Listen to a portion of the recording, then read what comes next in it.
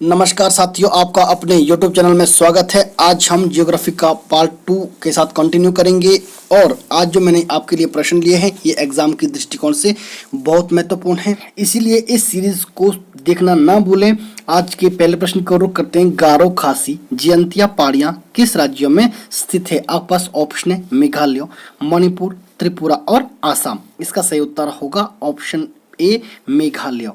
जब हम मेघालय की बात करते हैं और मेघालय को 3 पहाड़ियों की दृष्टि से देखते हैं तो उस स्थिति से हमें पता होना चाहिए कि मेघालय के पूर्वी भाग में आपकी जयंतीय पहाड़ी पड़ेगी और पश्चिमी भाग में गारो पहाड़ियाँ, और इन दोनों पहाड़ियों के बीच में एक पहाड़ी आती है। उस पहाड़ी का नाम है खासी पहाड़ी। जो ये खासी पहाड़ी है इसकी एक खासियत है। क्या खासियत है? जैसे आपने पढ़ा होगा आज तक कि भारत में सबसे ज्यादा वर्षा मेघालय के चेरापूंजी में होती है। जो ये चेरापूंजी स्थान है ये आपका खासी पहाड़ी के अंतर्गत आता है। और इसके साथ साथ हमें ये पता होना चाहिए कि इन पहाड़ियों के बीच से एक नदी निकलती है जिसको हम सुरमा नदी के नाम से जानते हैं। जब जब हम बात करते हैं गारो खासी पहाड़ियों की तब हमें एक बात और पता होना चाहिए कि इन पहाड़ियों में गारो, खासी, जयंतिया नाम की जातियां भी रहती है। ठीक है, तो आपको यहाँ पर समझना है कि गारो, खासी, जयंतिया पहाड़ियां भी हैं और उन पहाड़ियों में रहने वाली जातियां भी हैं। यहाँ पर ऑप्शन की तरफ भी रुख करते हैं ताकि जो हमारा प्रश्न है ये अच्छे से कवर हो सके। बात करते हैं मणिपुर की। जो मणिपुर है, मणिपुर एक हमारा राज्य भी है और इसके नाम की एक पहाड़ी भी है। आपने मुझे कमेंट बॉक्स में बताना है कि मणिपुर की राजधानी कहाँ पर स्थित है। जो मणिपुर पहाड़ी है ना, यह म्यांमार के साथ अंतर्राष्ट्रीय सीमा भी बनाती है, ये भी हमें पता होना चाहिए। अब बात करते हैं त्रिपुरा की। जो त्रिपुरा है ये भी आपका 7 सिस्टर का भाग है ना। अब यहाँ पर प्रश्न बनता है कि भारत का वो कौन सा स्थान है जिसको बांग्लादेश द्वारा तीनों ओर से घिरा हुआ है या घेरता है? तो आपका उत्तर होना चाहिए त्रिपुरा। इस प्रश्न के बारे में हमें इतना पता होना चाहिए, एग्जाम की दृष्टिकोण से सभी तथ्य महत्वपूर्ण है। अगर आप मेरे इस YouTube चैनल के माध्यम से सभी प्रश्नों को एंजॉय कर रहे हैं तो मेरे इस YouTube चैनल को सब्सक्राइब, वीडियो को लाइक, शेयर और कमेंट करना ना भूलें। अगले प्रश्न की ओर रुख करते हैं। हिमालय का दूसरा सबसे ऊंचा पर्वत शिखर कंचनजंगा भारत के किस राज्य में स्थित है? आपके पास ऑप्शन है आसाम, उत्तराखंड, सिक्किम और हिमाचल प्रदेश। इसका सही उत्तर होगा ऑप्शन सी सिक्किम। जब हम कंचनजंगा की बात कर रहे हैं तो हमें ये पता होना चाहिए कंचनजंगा के बारे में कि यह भारत की दूसरे नंबर की सबसे ऊंची चोटी है, पर जिसकी ऊंचाई 8,598 मीटर है। अब यहाँ पर प्रश्न उठता है कि भारत की पहले नंबर की सबसे ऊंची चोटी कौन सी है? तो हमें पता होना चाहिए K2, जिसको हम गॉड विनोस्टेन के नाम से जानते हैं, जिसकी ऊंचाई 8,611 मीटर है। जो आपके पास ये गॉड विनोस्टेन है यह काराकोरम पर्वत श्रेणी के अंतर्गत आता है और जो काराकोरम पर्वत श्रेणी है ये ट्रांस हिमालय का हिस्सा है। ट्रांस हिमालय के बारे में मैंने जियोग्राफी के पार्ट 1 में अच्छे से विस्तार पूर्वक बताया है, उसको देख लीजिए, तब आपको आगे की कहानी समझ आएगी। अब यहाँ पर प्रश्न उठता है कि भारत का पहला पर्वत शिखर की बात हो गई है, दूसरे की हो गई है। अब आपके जहन में प्रश्न उठ रहा होगा कि विश्व की सबसे ऊंची चोटी कौन है, उसका नाम क्या है और कहाँ पर स्थित है? तो हमें पता होना चाहिए विश्व की सबसे ऊंची चोटी माउंट एवरेस्ट है, जिसकी ऊंचाई 8,848 मीटर है। और यहाँ पर हमें एक बात इसके बारे में और भी पता होना चाहिए, इसको तिब्बत में चोमोलंगमा अर्थात पहाड़ों की रानी कहा जाता है और नेपाल में सागरमाथा के नाम से जाना जाता है। यहाँ पर आपने मुझे कमेंट बॉक्स में बताना है कि जो माउंट एवरेस्ट है वह वर्तमान में कौन से देश में स्थित है। इसके साथ अगला प्रश्न देखते हैं। निम्नलिखित में से प्राचीन पर्वत श्रृंखला कौन सी है? यहाँ पर प्रश्न पूछा गया है कि सबसे प्राचीन पर्वत श्रृंखला कौन सी है? हिमालय, अरावली, विंध्याचल और सतपुड़ा। इसका सही उत्तर होगा ऑप्शन बी अरावली पहाड़ी। जो अरावली पहाड़ी है इसका विस्तार गुजरात की गिरी पहाड़ियों से दिल्ली के रायसीना पहाड़ियों तक है। और यहाँ पर हमें पता होना चाहिए जो अरावली पहाड़ी है इसका सबसे ज्यादा क्षेत्रफल भारत के राजस्थान में पड़ता है। पर यहाँ पर प्रश्न उठता है कि जो अरावली पहाड़ी है इसकी सबसे ऊंची चोटी कौन सी है और उसका क्या नाम है। तो हमें पता होना चाहिए इसकी सबसे ऊंची चोटी का नाम गुरु शिखर है, जिसकी ऊंचाई 1722 मीटर है। ऑप्शन की तरफ रुख करते हैं ताकि टॉपिक अच्छे से क्लियर हो सके। बात करते हैं विंध्याचल पर्वत की। जो विंध्याचल पर्वत है यह आपका उत्तरी भारत को दक्षिणी भारत से अलग करता है।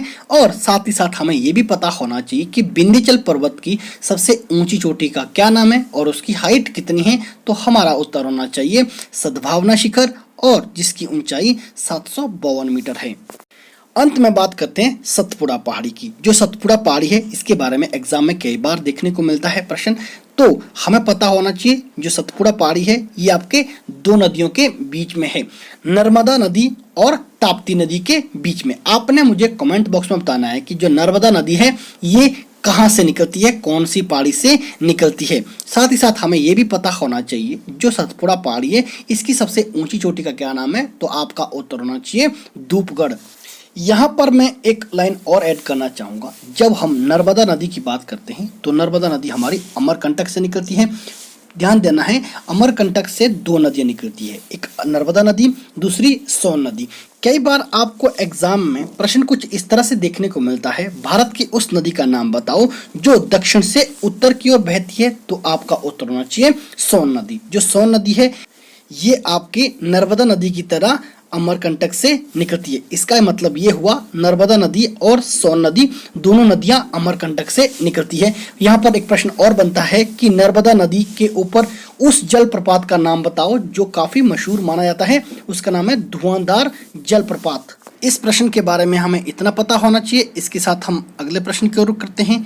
अगला प्रश्न आपके सामने ये रहा, धूपगढ़ चोटी स्थित है, आपके पास ऑप्शन है मैकाल रेंज में, सतपुड़ा रेंज में, विंध्य रेंज में और इनमें से कोई नहीं। इसका सही उत्तर होगा ऑप्शन बी सतपुड़ा रेंज में, जिसकी ऊंचाई 1350 मीटर है।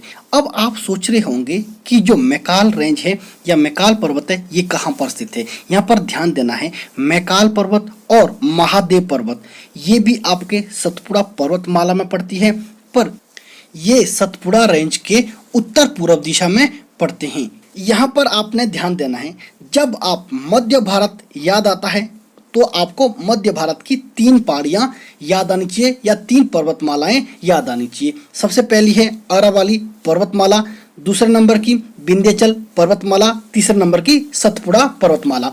तो सबसे पहले बात करते हैं कि अरावली पहाड़ी की सबसे ऊंची चोटी, जैसे मैंने पहले बताया गुरु शिखर, ठीक उसी प्रकार आपका जो विंध्याचल पर्वत श्रृंखला है इसकी सबसे ऊंची जो चोटी है उसका नाम है सद्भावना। और अंत में अगर हम बात करते हैं सतपुड़ा की, उसकी सबसे ऊंची चोटी का नाम है धूपगढ़।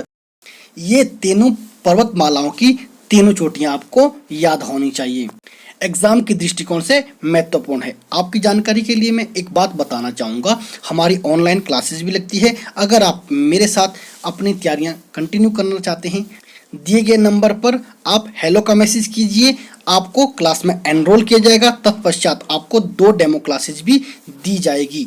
इसके साथ अगले प्रश्न की ओर रुख करते हैं, नीलगिरी पहाड़ी का सर्वोच्च शिखर कौन सा है। आपके पास ऑप्शन है डोडा बेटा, अन्नामुदी, सैंडल पीक और नारचो। इसका सही उत्तर होगा ऑप्शन ए डोडा बेटा। अब सबसे पहले समझते हैं नीलगिरी पहाड़ी बनती कहाँ पर है।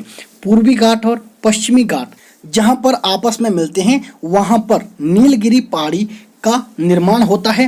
तो यहाँ पर हमें एक बात और ध्यान देना चाहिए कि जो नीलगिरी पहाड़ी है ये कितने राज्यों में फैली हुई है। तो आपका उत्तर होना चाहिए 3 राज्यों में, केरल, कर्नाटका और तमिलनाडु। और यहाँ पर एक बात हमें और भी पता होना चाहिए, जो नीलगिरी पहाड़ी है इसका ज्यादातर क्षेत्र आपका तमिलनाडु क्षेत्र में पड़ता है। यहाँ पर ध्यान देना है, जैसे मैंने आपको पहले कहा कि जो डोडा बेटा है यह नीलगिरी पहाड़ी का सर्वोच्च शिखर है और दक्षिण भारत का दूसरा सर्वोच्च शिखर है। अब आपके दिमाग में प्रश्न उठ रहा होगा कि दक्षिणी भारत का पहला सर्वोच्च शिखर कौन सा है। तो आपका उत्तर होना चाहिए अन्नामुडी। जो अन्नामुडी है ये अन्नामलाई पहाड़ी के अंतर्गत आता है, जिसकी ऊंचाई 2695 मीटर आंकी गई है। अगर मैं आपको यहाँ पर अन्नामुडी पर थोड़ा सा डिटेल में बात करूँ तो ध्यान देना है, ज़्यादातर क्षेत्र अन्नामुडी का अन्नामलाई पहाड़ी में पड़ता है, पर अगर इस पर हम थोड़ा सा प्रकाश डालें तो बात इस तरह से होनी चाहिए कि जो अन्नामुडी पहाड़ी है इसका निर्माण उत्तर में अन्नामलाई पहाड़ी करती है और उत्तर पूर्व में पलानी पहाड़ियाँ करती है और दक्षिण में इलायची की पहाड़ियाँ करती है। यहाँ पर ध्यान देना है, इलायची की पहाड़ियों को कार्डेमम पहाड़ियों के नाम से भी जाना जाता है। जब हम इलायची की पहाड़ियों की बात कर रहे हैं तो यहाँ पर प्रश्न बनता है, जो कार्डेमम पहाड़ियाँ हैं बोले तो इलायची की पहाड़ियाँ हैं, ये कितने राज्यों में स्थित है? तो आपने उत्तर देना है 2 राज्यों में, केरल और तमिलनाडु। अगर हम यहाँ पर एक बात और कहें कि दक्षिणी भारत की सबसे दक्षिणतम पहाड़ी कौन सी है, तब आपका उत्तर होना चाहिए नागरकोइल। तो इस प्रश्न के माध्यम से अभी तक हम ये समझे कि दक्षिणी भारत की सबसे ऊंची चोटी अन्नामुडी है, जो अन्नामलाई और अन्य जो मैंने इससे पहले आपको पहाड़ियां बताई उसके अंतर्गत आती है। अब दूसरा प्रश्न बनता है कि दूसरी दक्षिणी भारत की सबसे ऊंची चोटी कौन सी है? तो आपको पता होना चाहिए दोड्डा बेटा, जो आपकी नीलगिरी पहाड़ी की सबसे ऊंची चोटी मानी जाती है। और इस तरह से भी प्रश्न बन सकता है कि दक्षिणी भारत की दक्षिणतम चोटी कौन सी है, तब आपका उत्तर होना चाहिए नागरकोइल। इसके साथ ऑप्शन की तरफ रुख करते हैं। 2 ऑप्शन तो हमारे कंप्लीट हो गए हैं, दोड्डा बेटा और अन्नामुडी। अब बात करते हैं सैंडल पीक की। जो सैंडल पीक है ये अंडमान निकोबार की सबसे ऊंची चोटी मानी जाती है। कई बार एग्जाम में इस तरह के प्रश्न देखे गए हैं। और अंत में बात करते हैं नार्चो की। नार्चो भी एक चोटी है जो लक्षद्वीप की सबसे ऊंची चोटी आंकी गई है। इसके साथ अगले प्रश्न की ओर रुख करते हैं, निम्न कथनों में से कौन सा सही नहीं है? आप पास ऑप्शन में है पश्चिमी घाट में अन्नामुडी सबसे ऊंची चोटी है। ऑप्शन बी है ताप्ती नदी सतपुड़ा के दक्षिण में स्थित है। ऑप्शन सी है नर्मदा नदी और ताप्ती नदी रिफ्ट घाटी का निर्माण करती है। ऑप्शन डी है मीरी डफला अबोर दक्षिण भारत की पहाड़ियाँ हैं। तो इसका सही उत्तर होगा ऑप्शन डी, मीरी डफला और आबोर दक्षिण भारत की पहाड़ी नहीं है, बल्कि ये आपके उत्तर पूर्वी क्षेत्र में जो आपका राज्य पड़ता है अरुणाचल प्रदेश, उसके अंतर्गत आने वाली पहाड़ियाँ हैं। पर यहाँ हमें ये भी पता होना चाहिए, जिस प्रकार ये अरुणाचल प्रदेश की पहाड़ियाँ हैं ठीक उसी प्रकार मीरी डफला अबोर वहाँ की जातियाँ भी है। इन 3 जातियों का नाम सुनते ही आपके ज़हन में 3 और जनजातियां भी याद आई होगी। कौन कौन सी? जयंतिया, गारो और खासी, जो आपकी मेघालय की पहाड़ियां भी है और जनजातियां भी है। तो इस प्रकार आपको 6 जनजातियों का पता चला। जैसे मैंने पहले कहा, मीरी डफला अबोर अरुणाचल प्रदेश की और गारो खासी और जयंतिया मेघालय की। इसके साथ और ऑप्शन देखते हैं ताकि हमारा जो ये प्रश्न है अच्छे से कवर हो सके। बात करते हैं ऑप्शन ए की, पश्चिमी घाट में अन्नामुडी सबसे ऊंची चोटी है। जी हाँ, आप ऐसा कह सकते हैं। अब आपको पता होना चाहिए जो पश्चिमी घाट है ये कहाँ से कहाँ तक फैला हुआ है। जो पश्चिमी घाट है ये ताप्ती नदी के दक्षिण से होते हुए आपके कन्याकुमारी तक फैला हुआ है। पर यहाँ पर आपने ध्यान देना है, जो आपके पास पश्चिमी ढाल है या पश्चिमी घाट है, इसकी जो आकृति है ये सीढ़ीनुमा है और इसी पश्चिमी घाट को सांदरी पहाड़ियों के नाम से भी जाना जाता है। पर अगर आपके पास यहाँ पर ऑप्शन में होता कालेश्वर, महाकालेश्वर, तो आपको उत्तर देना था पश्चिमी घाट की सबसे ऊंची पहाड़ी महाकालेश्वर है। पर यहाँ पर आपके पास अन्नामुडी दिया है तो इसका उत्तर अन्नामुडी भी सही होगा। और इसके साथ आप ये भी ना भूलें कि जो अन्नामुडी है ये दक्षिण भारत की सबसे ऊंची चोटी है।